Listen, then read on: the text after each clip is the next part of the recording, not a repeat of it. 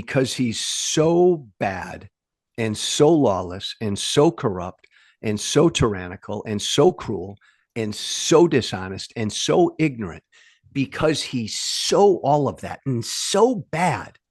Hmm. He's doing he's forcing us, the American voter, in real time to decide what kind of country we want to be. Hello and welcome to Eric McElroy's American Exchange with me, Eric McElroy. That's how that works.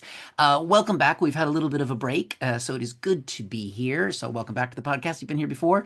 Welcome if you're here for the very first time. I had an incredible conversation with our original ever guest 5 years ago, Joe Walsh, former Republican. He was a member of the Tea Party back in the day. He has now come all the way around to leaving the Republican Party and was campaigning last year for Kamala Harris. Always an incredible conversation. He tells it like it is. And what I really wanted, especially we're roughly, 6 months into the year now, to find out what is the pulse. Because Joe talks to people on the left, he talks to people on the right. He's in the ground talking to voters all the time. So we cover the mood of where people are at, what is making them start to feel some angst over Trump. So it's interesting what that might be. We talk about taco. And if you don't know what taco is, we'll listen and you can find out. It's absolutely brilliant. We talk about Putin and Trump's relationship with him because that was the original thing that made Joe leave the Republican Party, was Trump's cozying up to Putin in Helsinki all those many, many years ago. So it is a great conversation. I love talking to Joe. He is frank, he's funny, and he is honest, which are the things that we need in this current state of affairs. So just buckled up and, of course, if you haven't already, subscribe to the podcast and do all those things you need to do. And enjoy Joe Walsh. Oh, and if you're listening on YouTube, watching, viewing, engaging with, please subscribe to the channel and like the video and do all those things that you know what to do. And here we go with Joe Walsh. Original, the OG, the first ever guest on the podcast 5 years ago. And Joe, you know this very, very well. I do this because I'm over here in England for various reasons, and I want to find out what's happening in our country. Uh, uh, it feels kind of bad. How's it Wait, going? wait. Let me start with this, Eric. You and I, this was 5 years ago. 5 years ago was our first conversation. That's really, really cool. Yeah, And obviously, for everybody listening to us, you all know that Joe Walsh and Eric McAvoy disagree on a lot of shit. But man, that's really cool. We've known each other that long. yeah. It's been a Um, journey. There's been highs and lows. I there's feel been a like. lot of highs and lows, and we're in a low right now because as what I love to say, Eric, whenever I do TV, radio, any kind of media, is this: the very thing our founders feared is in the White House. Yeah, We rebelled against a king to start this great thing called America. And now, 249 years later, we've got it. And we only have two political parties in this country, and that ain't changing anytime soon. And one yeah. of those two political parties is utterly, utterly un American and anti democratic. Hmm. This is scary shit. And the other party, the opposition party, is just it doesn't know what it wants to do, and so we lack a real opposition party right now. So we're in tough shape. It's I mean, so I was last in America right before the election. I was in Philadelphia and New York, and so that's been my last in-person pulse check on what's happening. And obviously since Donald Trump has taken power, we've been through Doge. We are now Doged out, I guess. I'll ask you about that in a second. But I mean, it feels what's happening with universities, what's happening with American citizens getting deported. I mean, this is a laundry list of things that are just awful. It's awful on top of awful on top of awful. I mean, what is the vibe on the ground? Because I know you make an effort to talk to people on both sides and have conversations with MAGA people and with Yeah, Democrats. I mean, what's filtering through all of this? Because the news I'm watching is it's a shit show. yeah. And so from 30,000 feet, Eric, the vibe, and I think you and I might have talked about this offline. When he won in November, I mean, half the country just checked out. Like, Hmm. remember when he won in 16? I mean, immediately people were stunned and pissed and they were marching in DC. That didn't Yeah. happen this time. When he won last November, half the country just checked out and said, I'm done. I'm, Mhm. I'm, I'm sad. I'm miserable. I'm done. Yeah. And then he got sworn in early January or in January 20th.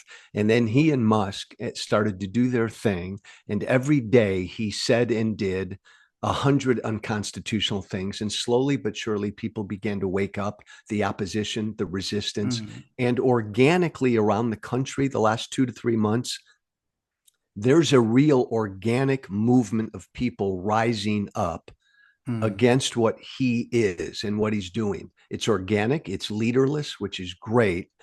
The courts have been overwhelmed. So Yeah. it's taken the courts a couple months to catch up to his lawless activity. There is no Congress. Again, I want to tell everybody listening to us in your neck of the woods, we were founded with three independent branches of government: the federal government, the Mhm. legislative branch, the executive branch, and the judiciary. We don't have an independent legislative branch. I say this as a former congressman.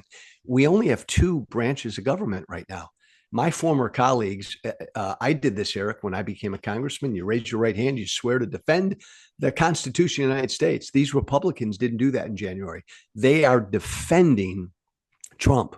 They Mhm. work for Trump. So we're in the middle of all of this without a legislative branch doing what they are constitutionally told to do: check and provide oversight. So Yeah. the only lines of defense we've had against this lawless guy, tyrant in the White House, is the courts and the American people. And uh, but is so there's opposition is waking up, and it's Mm-hmm. where that the direction of that is we can talk about that in a second.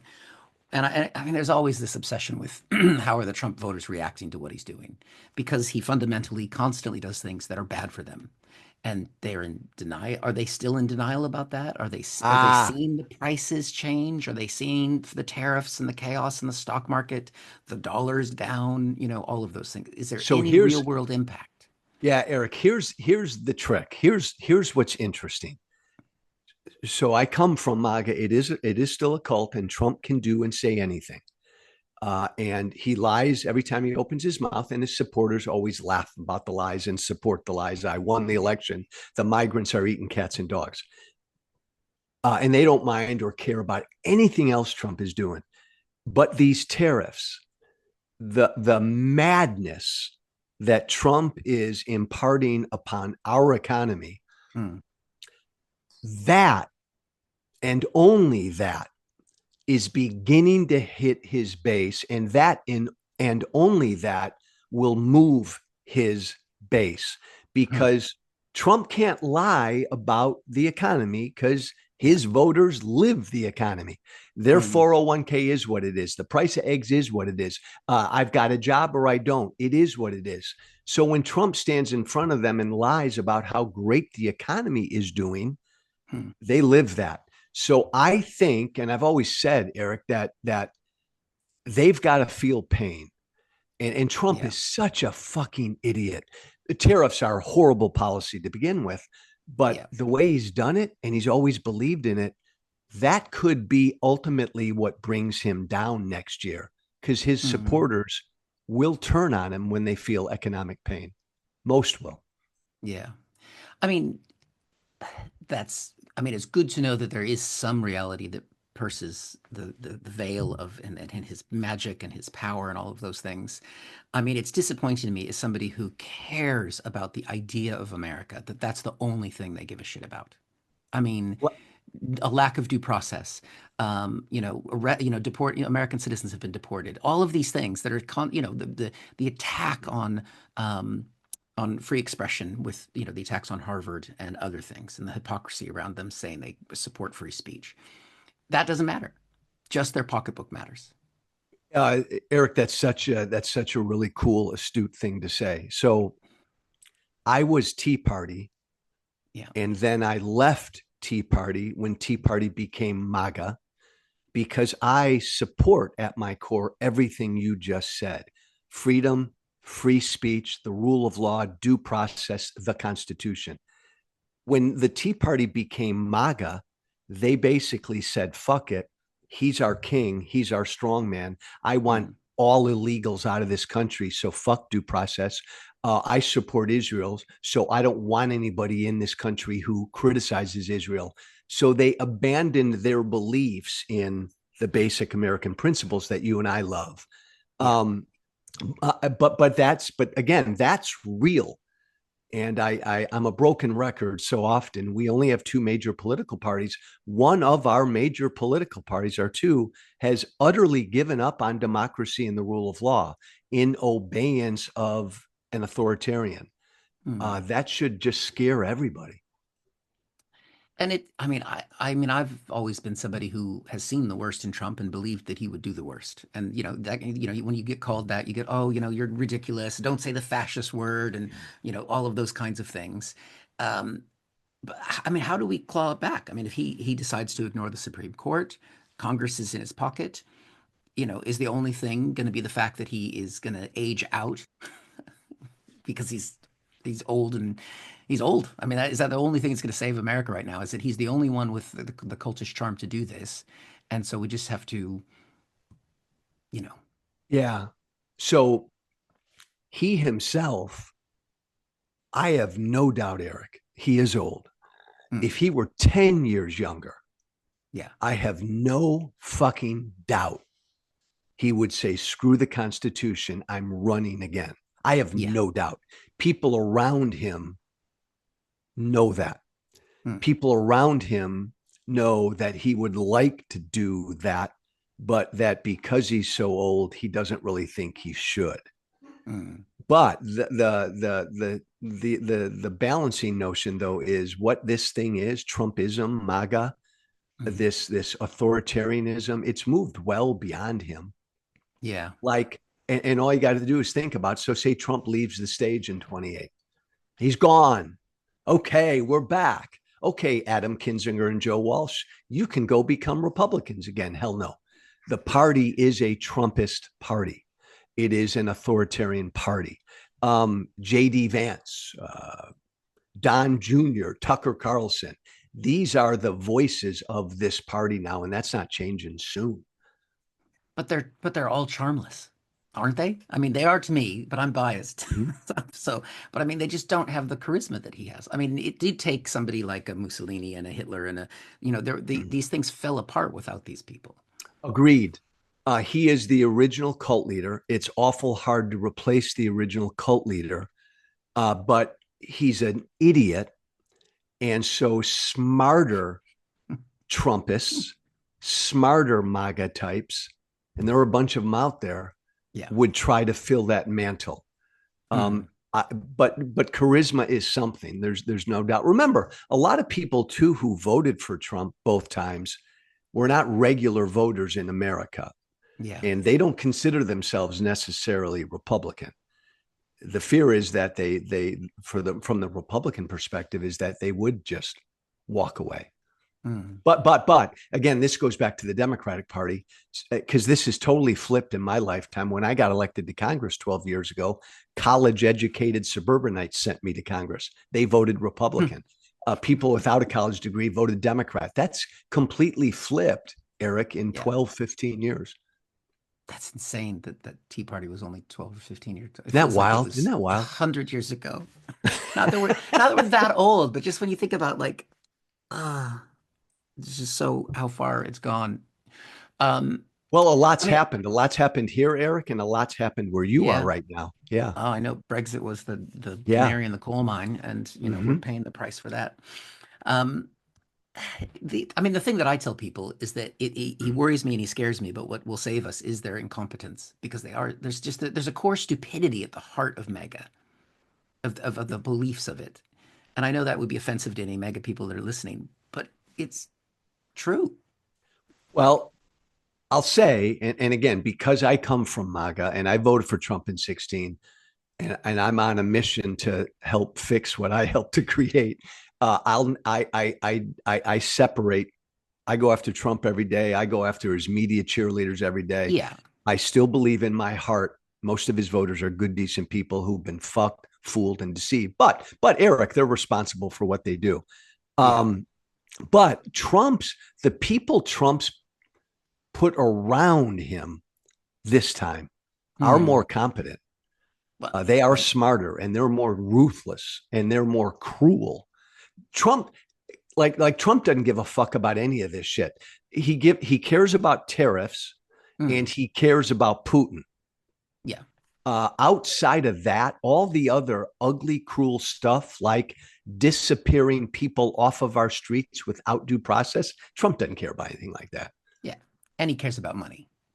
That's And his other. yeah, it's always Trump and money. That's what Yeah. he's always cared about, right? He's never been driven by issues. He's just got a weird love for Putin, and he's always weirdly loved tariffs. Yeah. And I mean, how much did my favorite? 'Cause I'm assuming most people have heard of this now, but we can talk about what it means. I love the taco, and I love the person asking him, "Are you a taco?" So for anyone who hasn't seen this yet, it stands for Trump Brilliant. always chickens out, and it's about the fact that he threatens tariffs and then backs off, and he threatens Putin that he's got to have a big trade peace negotiations, and then he backs off. He always backs off. And then when they It asked him that to his face, it was just glorious. it was glorious. Whoever came that reporter, financial reporter, should be Yeah. amended the Nobel Peace Prize, whatever. That was just amazing. This, Eric, is what always makes me though so sad. Trump is a coward. He's a Mm. pussy. He's you and I are men, and so I'm going to sound sexist here. He's not a real fucking man. He's the Yeah. antithesis of a man, and it so saddens me because I talk to these guys every day. So many of his male supporters somehow think he's a tough guy. He's a Yeah. cheat. He's a liar. He's unfaithful. He never takes accountability for anything. He punches down. He's a bully. He's a coward. He's a chicken. It just so saddens me that male MAGA supporters think he's a tough guy. Oh, Are you saying a man who, posts pictures of himself photoshopped onto muscle figures isn't manly? Isn't that the definition of manhood? And sings YMCA, the most famous gay yeah, anthem of all of human history, is not yeah. manly. But I mean, But but go people are ahead. cracking that code, don't you think? I mean, obviously the trading partners are seeing that this taco thing is real and that he does back down because he doesn't have the stomach for it, and I mean, obviously you can tell world leaders. I mean, the South African president, another glorious. I mean, you have to take the moments of joy where you can. When the Yeah, South African president said to him, mocking him to his face in the Oval Office, "I wish I had a plane I could give you," oh, it's and beautiful. Trump went, "I would take it." Yeah, Uh, and then and then we found out earlier a few days ago that it was actually Trump that was the one who requested the plane from Qatar. Uh, yes, I there are moments like that. The weird thing, Eric, about him is like remember the first term he was so into where the market was every day and how the mm, economy's doing every day. Rah, rah. This whole tariff thing is a real unforced error because it's really fucking with the economy. And even if it was turned off this week for good, we never said tariff again. There's going to be economic damage yeah, that's going to be done for the next 2 years. If you're a small business owner in America right now, your head is spinning. I mean, just spinning. And you alluded to our international trade court this week mm, ruling that his tariffs were unconstitutional. And again, I want to say to the world, Congress, only Congress has the authority to enact tariffs in this country. So duh, that wasn't a surprise. But now to what you just said, all of our trading partners now have all the leverage. They yeah. know that his tariffs are against the law. They're laughing at him.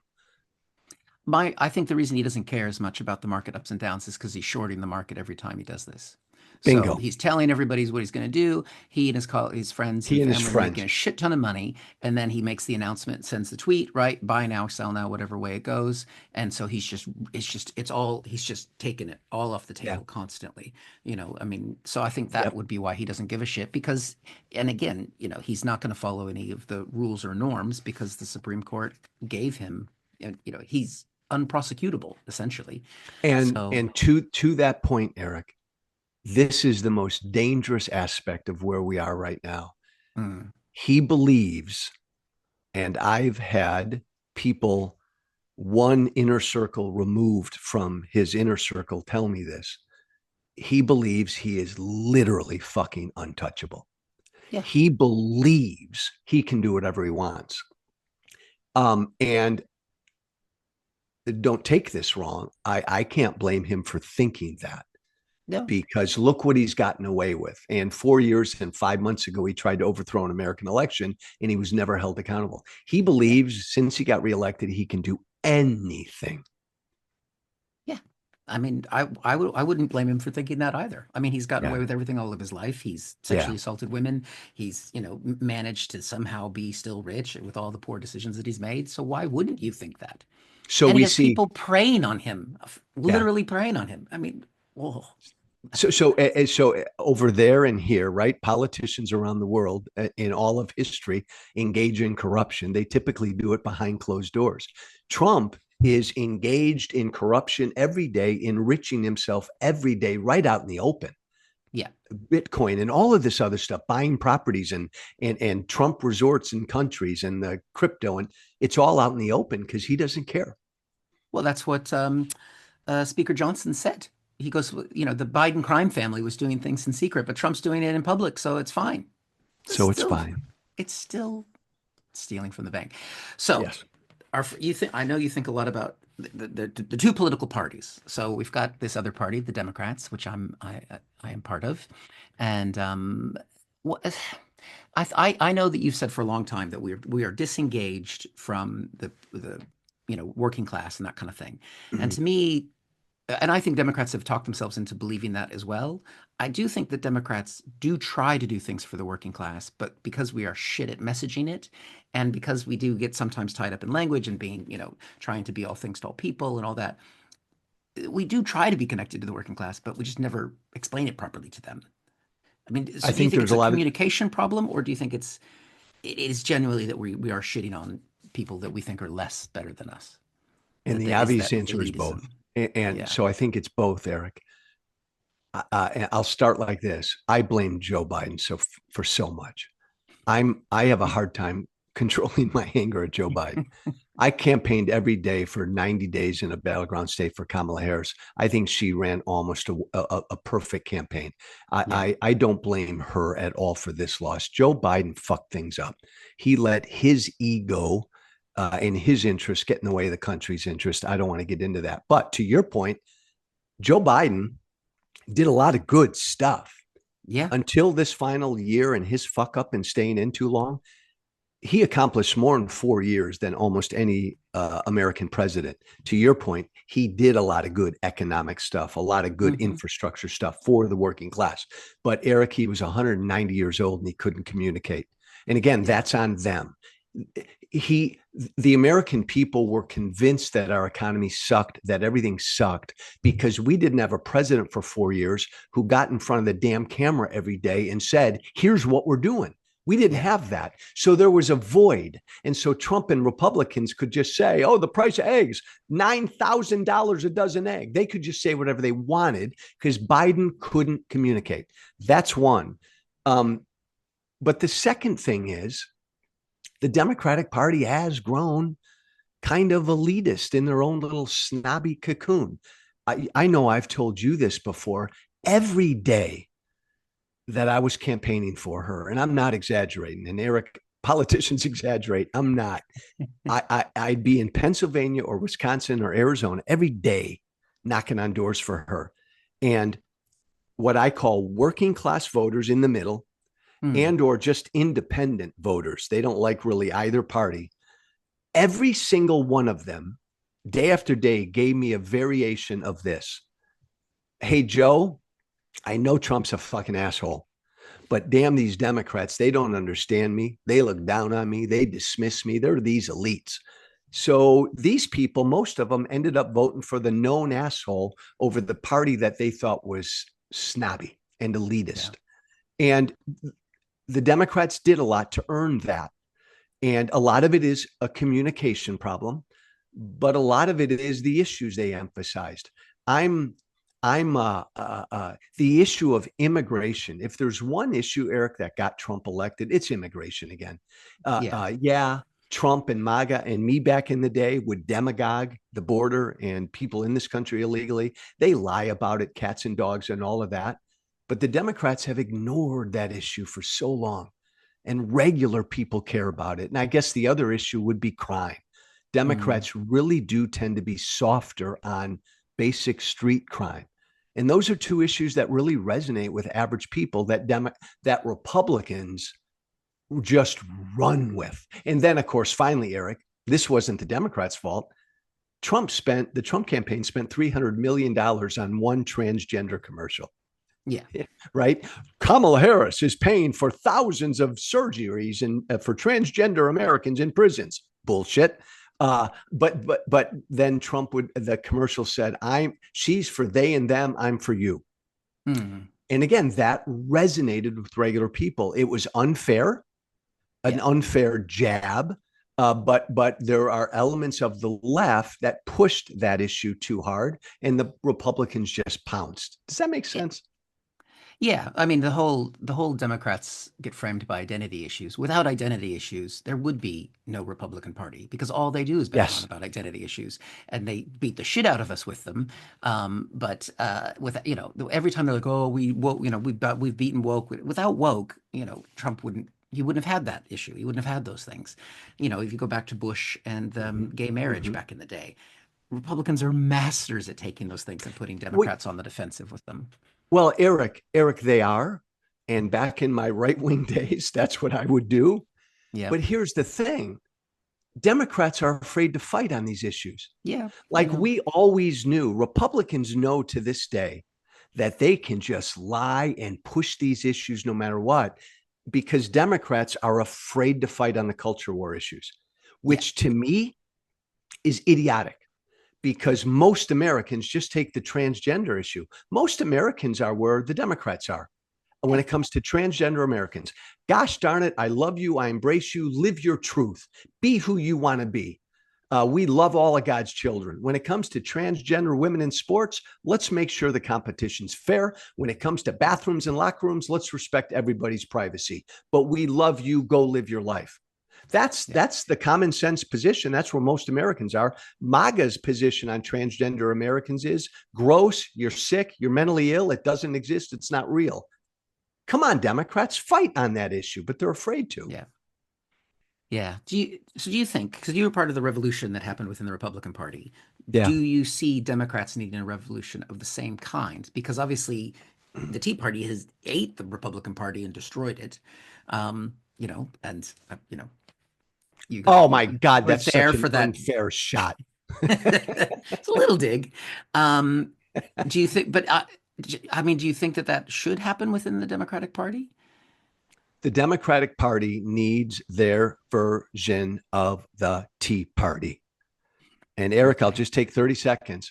The Tea Party, we believed when it started back in the day, we were Mm, the conscience of the Republican Party. And I'll remind everybody, the Tea Party started before Obama became president. It started as a reaction against George W. Bush and his that is true. bailouts and his spending. But you are right in that there were two elements of the Tea Party. I was associated with one element. Government's too big. The debt is criminal. Do something about the debt. We didn't do anything. So then there were the uglier aspects of the Tea Party. Trump tapped into and turned into MAGA. Yeah. But yeah. So the Democrats need their version of that. They need their version of the conscience of the Democratic Party. And the other Mm, thing about the Tea Party back in the day, Eric, before it became MAGA, is we fought. We fought for what we believed in. We mhm. fought. There's a lack of fight among Democrats. My God, this guy in the White House right now is the very thing our founders feared. Damn it, fight. Yeah. And I don't hear a lot of Democrats taking that tone. I guess, I mean, I'm assuming, again, I'm watching this from very, very far away, is that it wasn't just him winning, it was the sucker punch of him also pulling off the popular vote victory. Because I said to people, if he wins, he won't win the popular vote again. But because a lot of people sat at home in California and Washington State and other blue states, he managed to pull out the plurality. I can't say he did. Plurality. Thank you. Um, I can't even say it. But so you know, he didn't win the majority, but he won, he won the plurality. But by the way, Eric, that's as you said, that's so deceptive Mm. because like I never thought a Republican in my lifetime would ever win the popular vote. I still sort of stand by that. What happened, and this is what's so wrong with our electoral college. And I, Yeah. I am a rare conservative who would get rid of the electoral college tomorrow. You're right. Uh, uh, Voters stayed home at California and a number of Democratic states because their vote didn't matter. Their vote didn't matter. And by that time of the night, the day, Trump was already winning. She Yeah. would have won the popular vote if she got the same people Biden got out just in the state of California.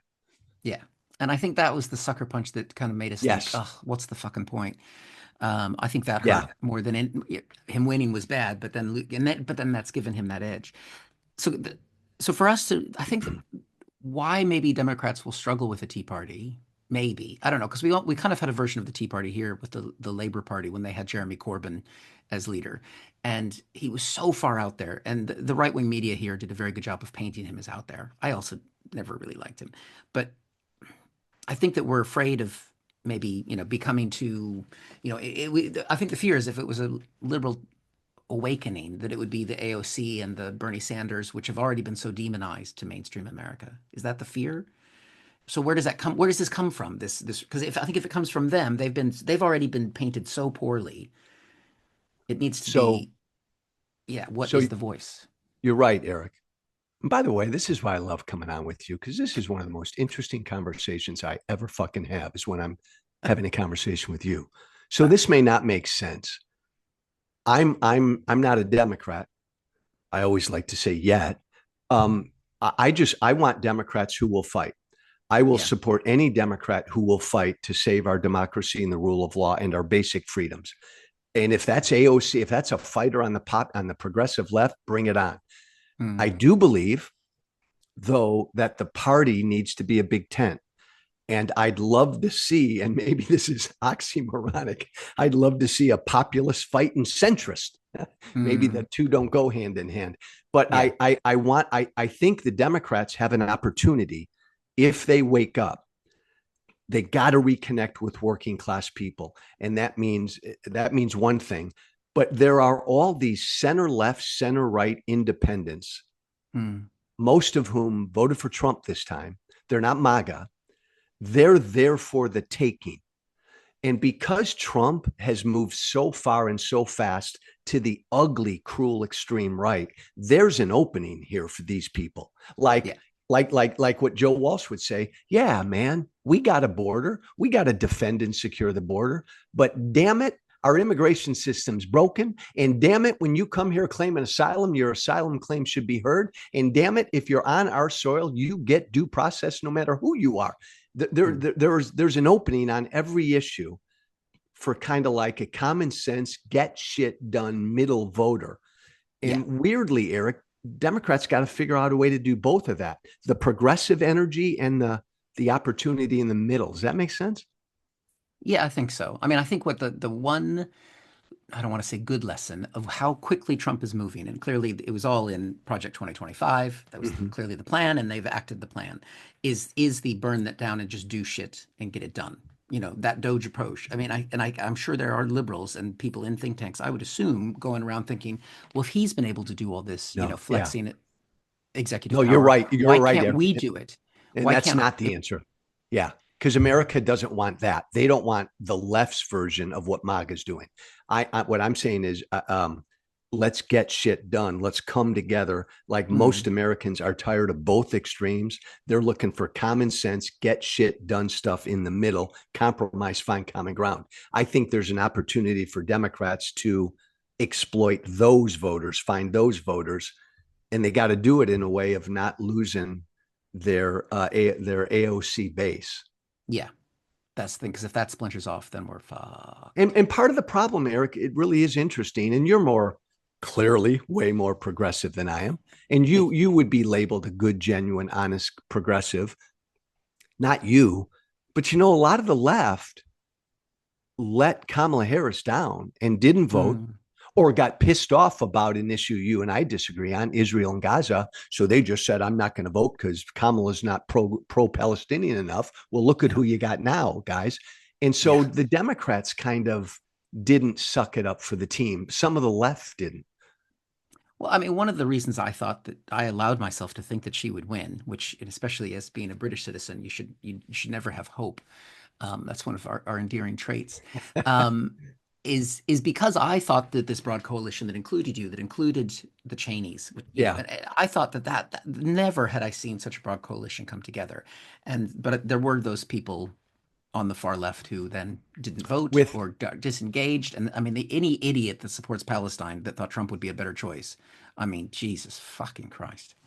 I No, mean, when you look at the data now, months removed, what mm, we Republicans for Harris did was we helped stem the tide in battleground states. She lost a lot on her left, yeah, and he picked up. Democrats got to be honest. He picked up black vote, black male vote more than a Republican has. He picked up a lot of Latino vote, Latino which male is mostly, and a lot of these working class voters. Democrats got to get them back. well, but then I would think I still think there was some misogyny there as well that played into it. No doubt, Eric. You know, No, the economy and the egg thing was important, but I still think that there were a lot of people that couldn't vote for a black woman, and like I enjoy the debate where I watched a clip of that debate the other day where she uh, wiped the floor with him. wipe the It was floor. mwah, Wipe the glorious. floor. But I bet there were a lot of men who didn't like seeing a woman berate a man like that, who found that I demasculating. totally. I'm campaigning for her in Nevada in September or maybe early October. An Arab, a Muslim American Uber driver, and Eric, he literally said to me, I don't like Trump, but she's a woman, and a woman you just can't put a woman in charge. Mm, I had a black Uber driver in Arizona say the same damn thing. So you're right, that was there. yeah, I mean, I've heard some people that are on the progressive, I think on the in the black person was saying that we just need to have a like a Tim Walz. Like we're gonna have to have a white guy. We can't do this, But I mean, we have to, which is I know the demographics are not what you're supposed to talk No, about. It's no, identity no, politics at no. its worst, but it's See, I it think has that's to so be. wrong. And I say this as a white guy. That's so wrong to be afraid and to back down. Oh, we need a nice, boring Midwest white guy. Come on, Democrats, get some balls and stand up. By the way, Tim Walz is weird, but there's also they Eric, they talk about like Kentucky Governor Andy Beshear, Oh yeah, Mr. Sim, but I just think uh, uh, voters in America right now are craving for authenticity more mm, than anything. yeah, Trump has succeeded over the years, Eric, in giving the illusion that he's authentic. yeah, Democrats sound like politicians. I don't care where that voice comes from, the left or the center. yeah, I need an authentic man or woman. yeah, definitely. And yeah, I mean, well, Trump charm. This is going back. Oh, well, everything seems the time is so fucked up now. Bill Maher going to have dinner with Trump. That was Oh, so gross. And then coming on and going, you know what? He was nice to me. He was nice to me. The man who's adjudicated rapist, who has killed God knows how many people with his policies. But he had me around and we joked. It was so gross. something something happened to him, Eric. I'd been on a show a bunch. Something happened to Oh him yeah, that was weird. And he's having pro MAGA voices on his podcast and just like laughing with them. It's weird. Uh, Bad on Bill Maher. But more importantly, say like Michigan Governor Whitmer, Gretchen Whitmer. mm, She goes to the White House, the Oval Office, and she was yeah, caught a month or so ago in the Oval Office when Trump is announcing an executive order to go after his political enemies, and she puts that thing over her face. Why are you meeting with Trump? And then Trump comes to Michigan a month ago, and she actually goes to one of his rallies with him. My God, if you believe this guy is who he is, you don't make nice with him. Well, you can see, I think, well, it's the same as Newsom having Yeah, Steve Bannon yeah. on his podcast. It's just, it's gross. I mean, Well, which is fine in that if you or I had Bannon on our podcast, yeah, you or I would have an honest, hard, tough, respectful conversation with him. We'd talk about the shit he's said and done. right. Newsom has him on and just laughs with him. What's the point of It that? was, but is this people misreading? Because they're thinking, well, the majority of Americans voted for the guy, so I guess we have to make space for these fucking fascists No, now. no, no, no. Is that Maybe what with they're some it doing? is, not with Gavin Newsom. Gavin Newsom's 100% self-interested politician. He's doing it for his own reasons. I don't think his course correction to the wherever he's course correcting, I don't think that's going to get him the presidential nomination. I gave you one word 5 minutes ago: authenticity. Yeah, Newsom, for he is. some reason, is like the antithesis of that. Yeah, he's what there was a phrase that he kept using in the podcast when he What? talked to What? Bannon. It was like, I appreciate, Oh I my appreciate. God! He said that like 18 million times, and I appreciate you. I appreciate you, Joe. I appreciate. I was like, what are you appreciating from this guy? You appreciate Steve Bannon as he plots to have Donald Trump run a third time and Yeah, burn the Constitution. And there's Gavin saying, "I appreciate you, Steve." yeah. I mean, I do feel I have not had any current Republicans. Well, I've had one current Republican on the podcast, and because I don't know, and I know you do. You've had a lot of conversations with Yeah, people you disagree with, and I just have struggled with that because, like I was offered years ago, Seb Gorka to come on the yeah. podcast. And I Oh, was like, well, I don't want to fucking talk to this guy. So I don't know. And I struggle with that because I do want to be someone who talks across the aisle. I don't want to always be in my own yeah, bubble. you are. And I believe, and you've done good work in doing that. And that's really important. But I don't know. But I've had, you're right. But Eric, it's been difficult because I have a rule. I'll sit down with anybody. Yeah. I want to sit down with people who don't think like me, but you've got to be an honest broker. Hmm. Like if I sat down with Trump, if I went and had dinner with Trump, I'd never have a private dinner with him because Yeah. there's no positive to that. I'd have a camera on, and if I had a public conversation with Trump, the first question out of my gate, respectfully, would be, "Please, Mr. President, you lost the 2020 election. Please say you did."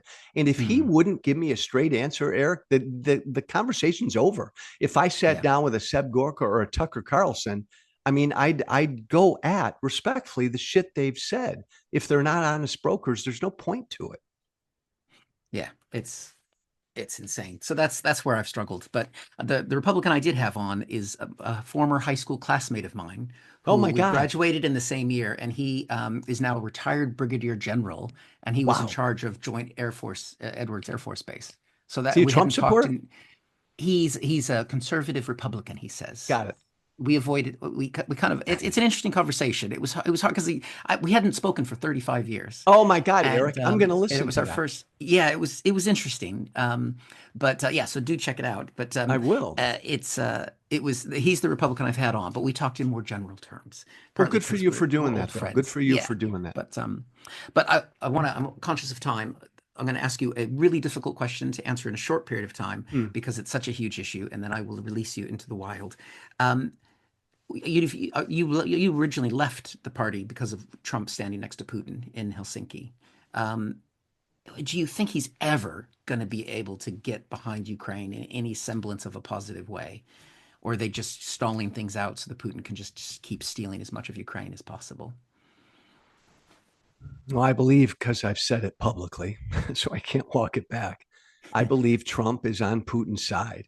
I Yeah, believe, broadly speaking, he's a Russian asset. I don't mean he's being paid by Putin, but I think he's doing the work of Putin and Russia.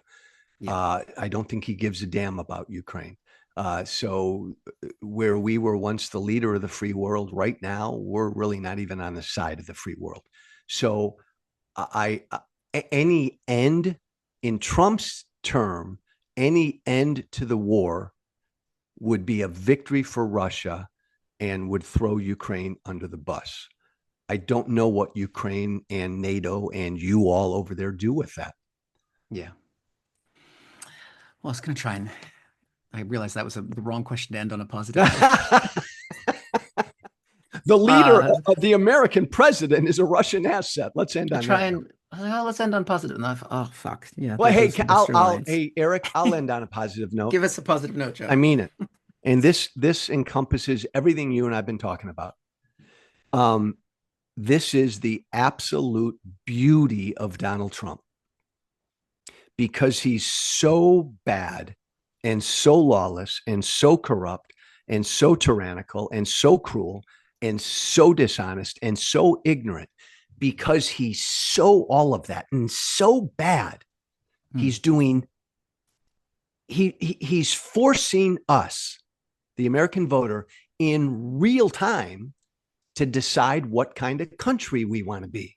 Hmm. Like politicians are always corrupt, but most of them do it behind closed doors, blah, blah. Trump does it out in the open. Is that what you want? Do you want your president to be a king? Trump is forcing us to answer that question.